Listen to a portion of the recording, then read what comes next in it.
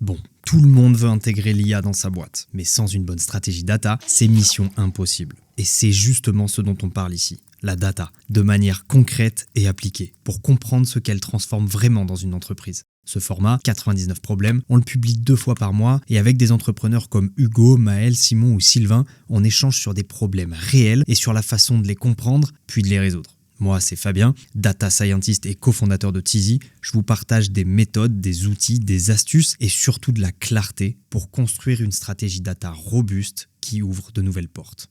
Allez, c'est parti pour le problème du jour.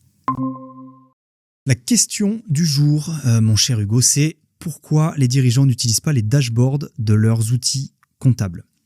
J'entends outils comptables, les outils qu'on connaît tous, à savoir les Cegid, les Sage, alors plus récemment maintenant pour les plus petites boîtes, enfin quoique, les Penny Lane, Timeful, etc., etc. Pourquoi je parle de ça ? Parce que déjà il y a 2 semaines ou 3 semaines maintenant, on est allé à la rencontre du monde des experts comptables et des comptables en allant au congrès des experts comptables à Lyon. Parce que le sujet data et le sujet intelligence artificielle est un vaste sujet dans ce milieu-là. Et on voulait aller à la rencontre des différents éditeurs. Parce que ce qu'on a remarqué, c'est assez étonnant. Enfin, moi, ça m'a étonné. C'est pour ça que ça a attisé ma curiosité et que je voulais creuser. C'est que, universellement, toute entreprise, enfin, a priori, toute entreprise fait de la compta. Sinon, c'est louche. Et donc, toute entreprise a de près ou de loin un outil de prod comptable, qui soit très simple ou qui soit très complexe. Et en fait, donc tout le monde a ça. Tous ces outils de prod comptable proposent des dashboards, des métriques, en tout cas des chiffres qui normalement aident à la décision, pour les clients finaux. Je parle pour les dirigeants d'entreprise, pas pour les comptables, ça c'est un autre sujet. Et paradoxalement, quand je pose la question à des dirigeants que je rencontre, peu importe la taille de l'entreprise, quand je pose la question « Est-ce que vous utilisez ces outils-là ?» on me répond, mais je pense à 99%, voire 100%, on me répond « Non, je ne les utilise pas. Je sais que je les ai, mais je ne les utilise pas. » Ce qui est assez étonnant parce qu'on a besoin de chiffres pour piloter une activité. Alors quand on est vraiment tout seul et qu'on a en tête les chiffres principaux, on n'en a pas besoin. C'est vrai, mais plus on monte, plus on a du volume, plus il y a plus on est dans des plus grosses structures et plus c'est dur d'avoir tout ça en tête et plus on a besoin de chiffres pour décider. Donc, je me suis dit c'est bizarre parce qu'ils ont ça. On parle d'outils de prod comptable, donc a priori la donnée elle est fiable, elle est vraie, tu vois, elle est complète, elle est exhaustive. Et dans 100% des cas ou presque, il y a des petits fichiers Excel à côté qui sont plus ou moins satisfaisants d'ailleurs. Au fil de mes enquêtes, entre guillemets, avec ces différents dirigeants, je me suis rendu compte qu'il y avait 4 problèmes principaux et c'est justement ce que je veux discuter aujourd'hui. Ce qui m'a forcé aussi à pouvoir proposer des solutions simples. Le premier problème, c'est qu'il y a trop de chiffres et où il n'y a pas assez de sens. Pourquoi ? Parce qu'en fait, il y a une confusion entre la donnée et l'indicateur. La donnée n'est pas un indicateur. Et pour ça, il y a une solution simple. En tout cas, ce qu'il faut comprendre, c'est qu'il faut passer cette donnée dans ce que j'appelle la raffinerie, attention, la raffinerie DM2I, qui c'est une invention totale de ma part et qui ne veut pas dire grand-chose, si ce n'est que, au même titre que la chenille devient papillon, il faut que la donnée devienne mesure, qui devienne information, qui devienne indicateur. Ça veut dire quoi ? Ça veut dire ça. T'as vu, il y a des effets spéciaux, je fais apparaître les choses au fur et à mesure. De chaque épisode, dans chaque épisode. La donnée, pour qu'on comprenne bien, c'est quoi ? C'est une donnée brute en général. La mesure, c'est combien ? C'est un exemple. L'information, c'est et alors ? So what ? Pardon, petit clin d'œil. Et l'indicateur, c'est est-ce que je dois agir ? À vrai dire, j'y reviendrai après, mais ce dont a besoin le dirigeant à la fin, ça se situe dans information ou indicateur. Et si on n'a que de la donnée, en fait, on n'en fait pas grand-chose. Concrètement, ça veut dire, par exemple, si je prends un chiffre d'affaires, la donnée, en tant que donnée brute, c'est 32 000. La mesure, c'est 30 000 euros de CA ce mois. Déjà, on rajoute un peu de précision, on donne surtout une notion de contexte. L'information, ce serait on a fait plus 18% sur les 3 derniers mois. Et l'indicateur, c'est notre objectif était de 10% sur les 3 derniers mois. On a fait plus 18%, donc c'est OK. Et c'est ça finalement qui nous aide à prendre des décisions derrière. Parce que 32 000 € dans un coin, ça ne nous aide pas, là comme ça intuitivement, à prendre la décision. Donc ça c'est le premier point. Je viendrai après sur les différentes pistes et les différentes solutions simples à mettre en place. Le deuxième point, c'est que c'est bien souvent pas adapté au niveau de lecture. Pour ça, j'ai choisi une petite punchline. C'est que le problème n'est pas que le dirigeant ne comprend pas les chiffres, c'est qu'on lui montre ceux des autres. Ça veut dire quoi ? Ça veut dire que le comptable, alors disclaimer, je ne critique pas la branche comptabilité, mais je critique éventuellement les éditeurs de logiciels de prod comptable qui proposent des choses qui sont, à mon sens, à côté de la plaque. Donc ça veut dire quoi ? Ça veut dire que le comptable, lui, regarde le passé, prend une photo du passé. Non, je crois que, j'ai un petit effet spécial également.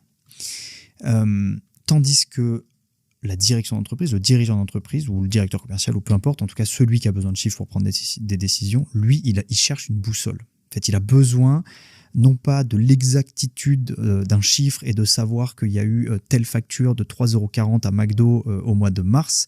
C'est pas ça qui va l'aider à prendre la décision. Par contre, ce qui va l'aider à prendre des décisions, c'est d'avoir une direction, une boussole. Et il a besoin surtout de vélocité. Donc là, j'ai mis un petit comparatif qui est assez...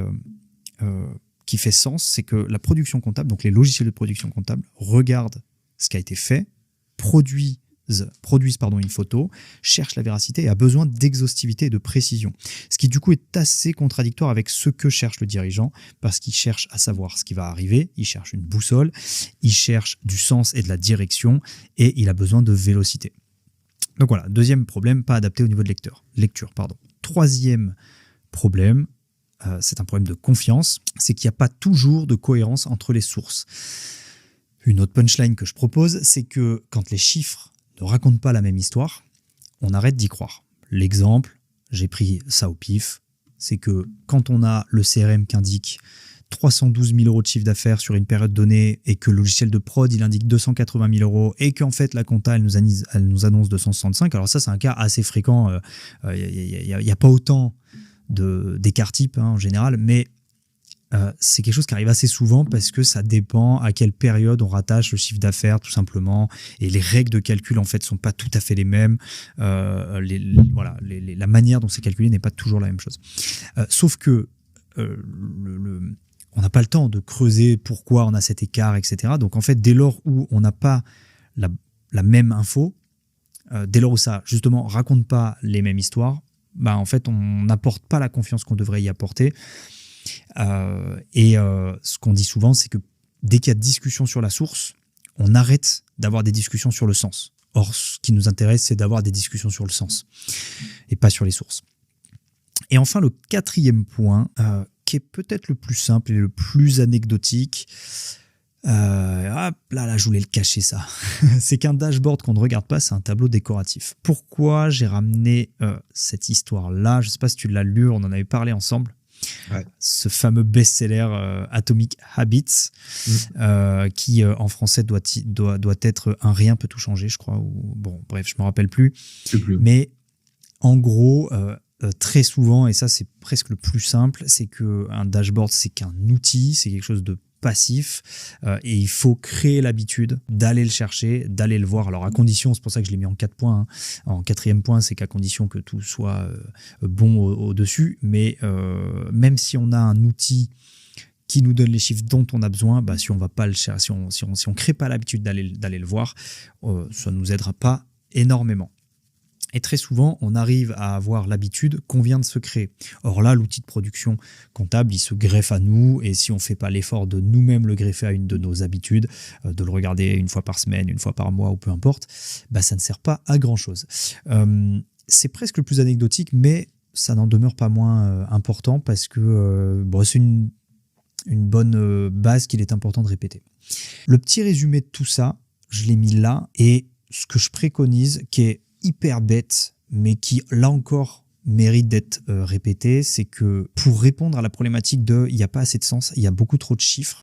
Alors non, pardon, ce qui entoure tout ça, la première réponse, c'est n'utilisez plus ou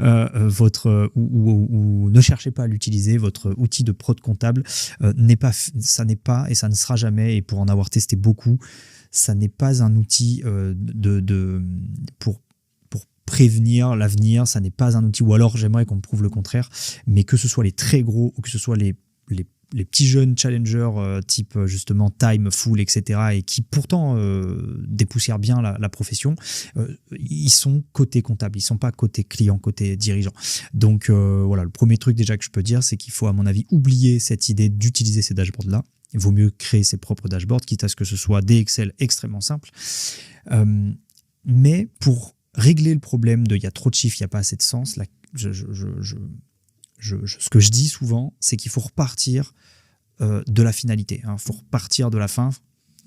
Et partir de la fin, c'est cette question magique de quelle décision je dois prendre et quelle décision ce dashboard doit m'aider à prendre. Et ensuite, par rapport à ça, donc là, on remonte à la source. Par rapport à ça, ne choisir que max 5 indicateurs. Déjà 3, ça commence à être pas mal, parce qu'encore une fois, après, il faut le lire, il faut le digérer, il faut que ce soit intuitif, simple, etc. Sinon, on va l'oublier. Ça, c'est le premier point. Le deuxième point, qui répond à la problématique où c'est pas adapté au bon niveau de lecture, c'est qu'il vaut mieux 10 dashboards très simples à comprendre et à utiliser que un qui nous fait tout. Voilà, donc il n'y a pas de... souvent, on a une crainte à se dire « Non, mais je ne vais pas avoir mes 18 dashboards, il va falloir que j'en ouvre un à chaque fois. » Non, en fait, il faut sortir le dashboard qui va nous aider à prendre une décision. Et si on a 10 décisions à prendre, on sort le dashboard qui va bien au bon moment. Donc, créer autant de dashboards que nécessaire. Ensuite, pour l'histoire, alors jusque-là, c'est assez simple. N'importe qui peut... restructurer un peu s'il y a une souffrance quelconque par rapport à mes données à chaque fois qu'il faut que je prépare un comité de direction ou quoi ou qu'est-ce. Chaque fois c'est une souffrance. Ces 2 premiers points, c'est assez facile, voire même le 4e.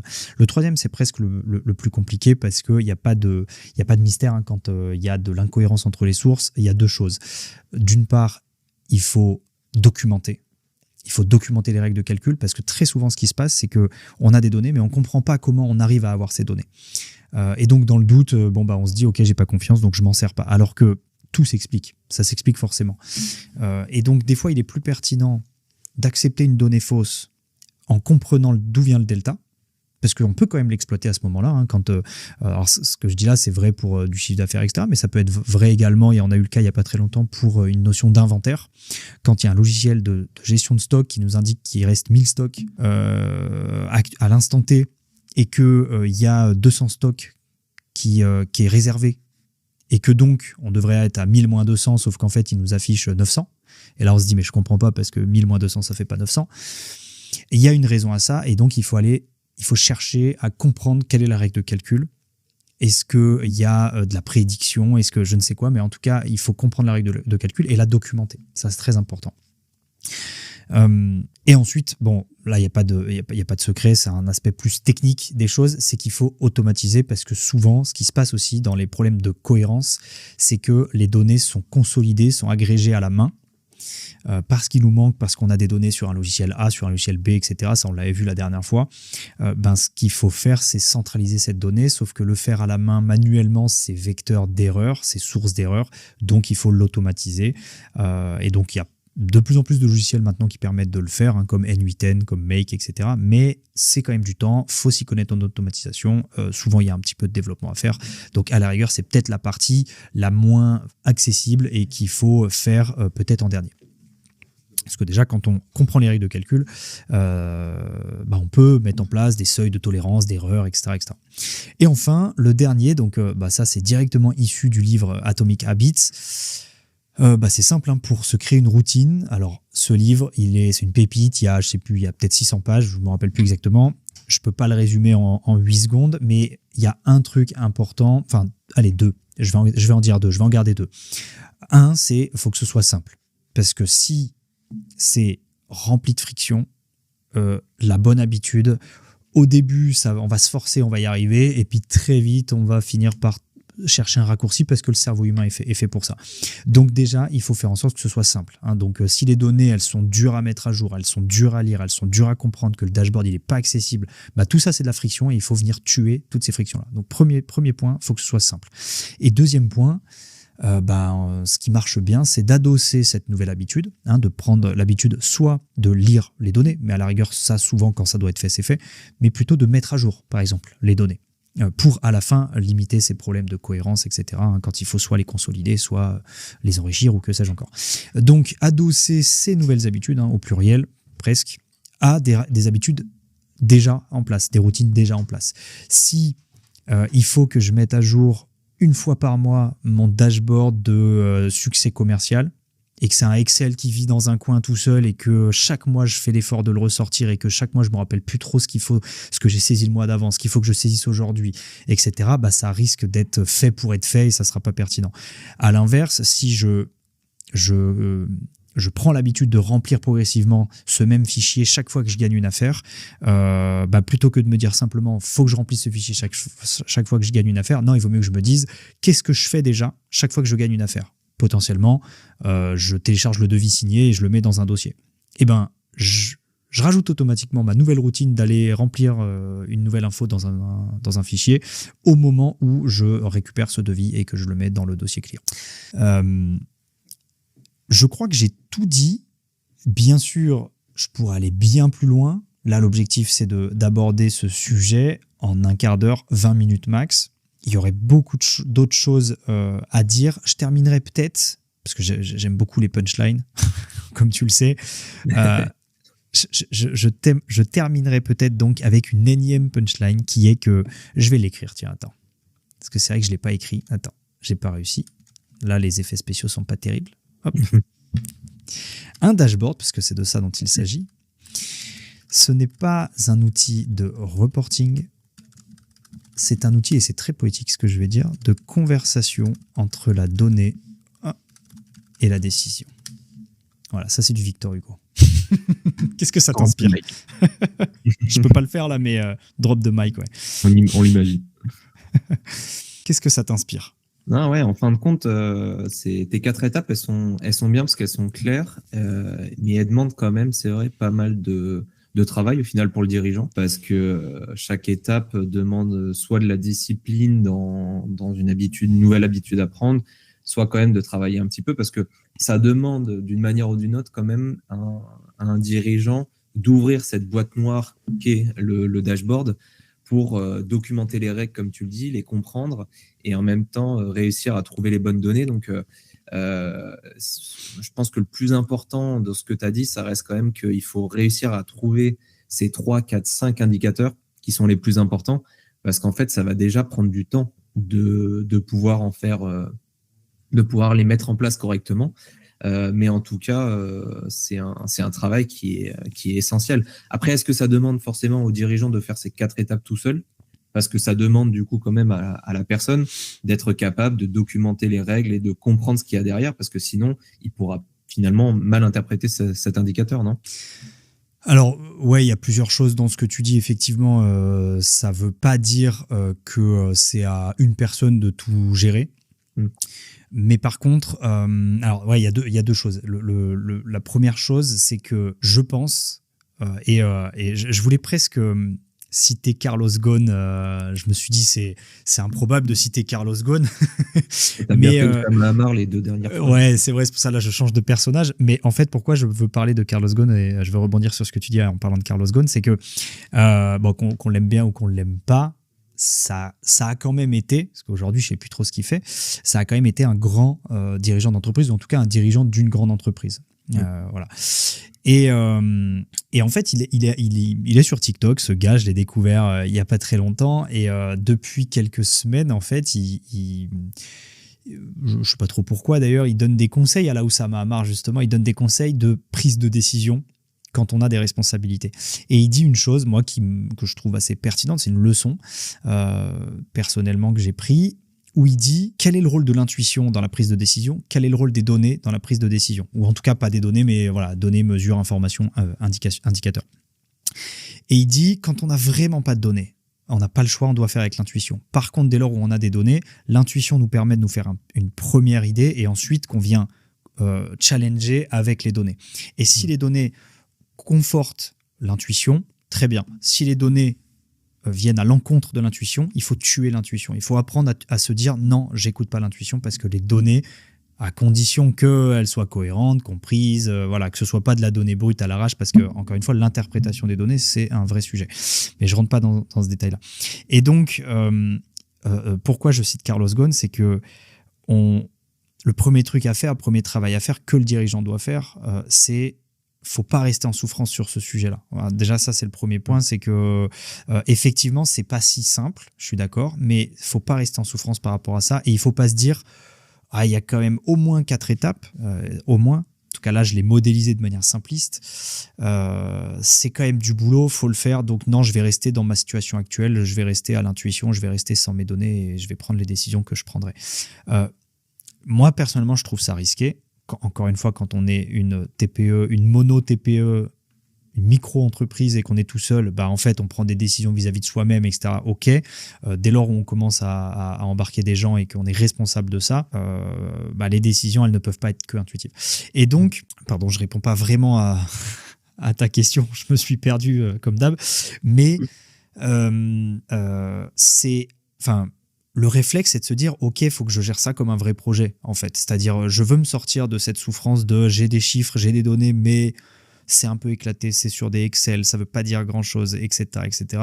Et commencer par se dire, bon, déjà, j'arrête de m'évertuer d'utiliser mon dashboard, parce que souvent, c'est ce qui se passe aussi, c'est que, en fait, on prend le dashboard comptable comme vérité absolue, et de son côté, en fait, on fait ses propres trucs, ses propres Excel, etc.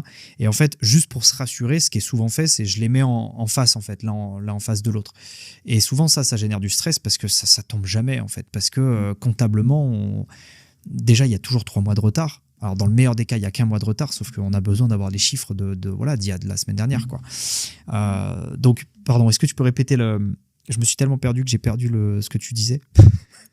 Non, mais franchement, tu as répondu. C'est simplement que c'est pas forcément qu'aux dirigeants de faire tout ça.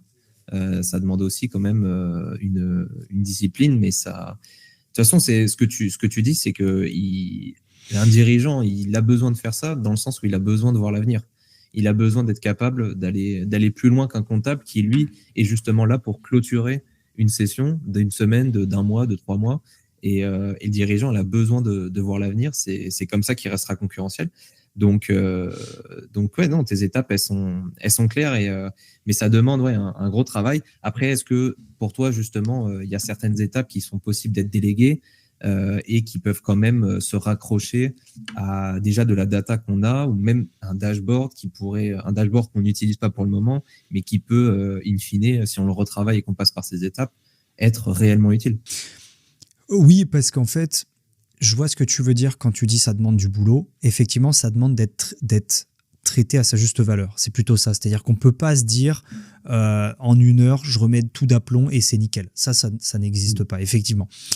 Donc, ça demande déjà du boulot de prendre conscience de qu'est-ce qu'un outil de prod comptable et pourquoi il m'aidera jamais dans ce sujet-là. Et donc, pourquoi il faut que j'abandonne l'idée de me tuer avec ce genre de produit-là qui finalement est un produit qui me donne une info à l'instant T qui est très bien, mais qui n'est pas fait pour prendre des décisions.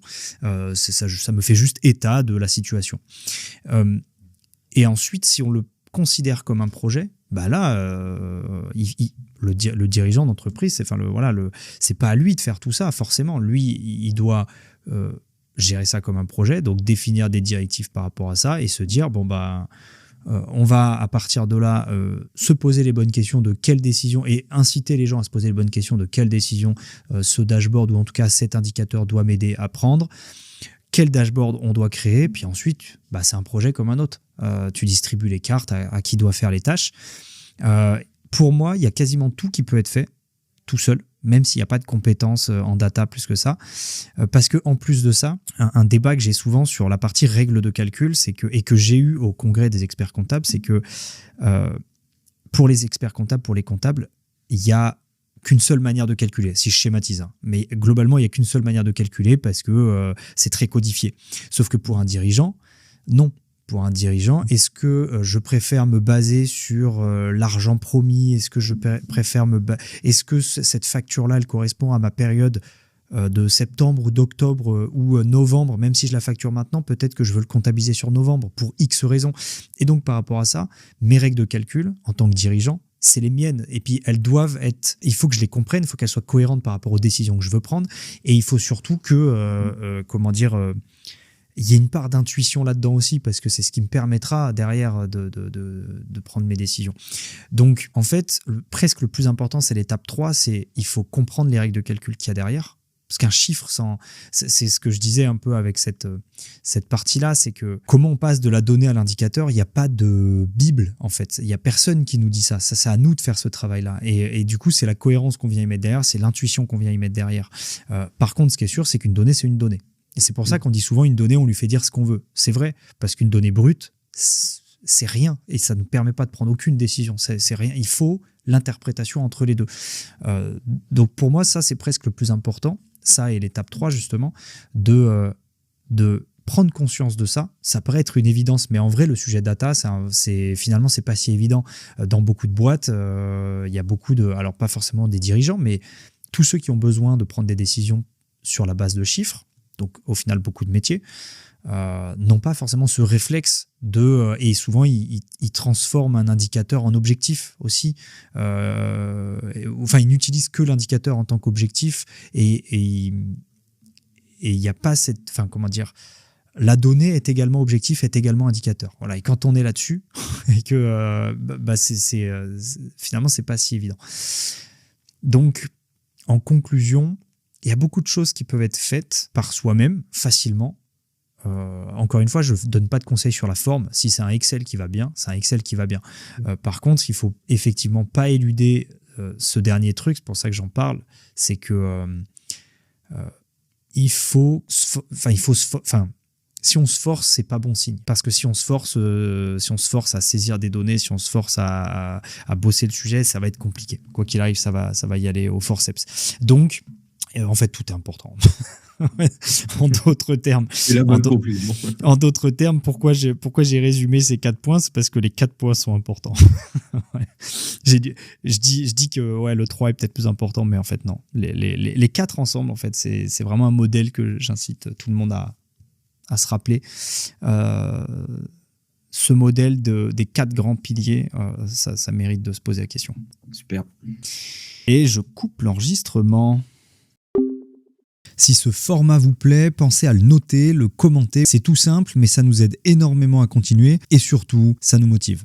Vous pouvez aussi suivre Tizi sur nos différentes plateformes, notre site où on partage des ressources et des méthodes concrètes, cette chaîne et bien sûr LinkedIn où on publie régulièrement sur la data, le CRM et l'IA.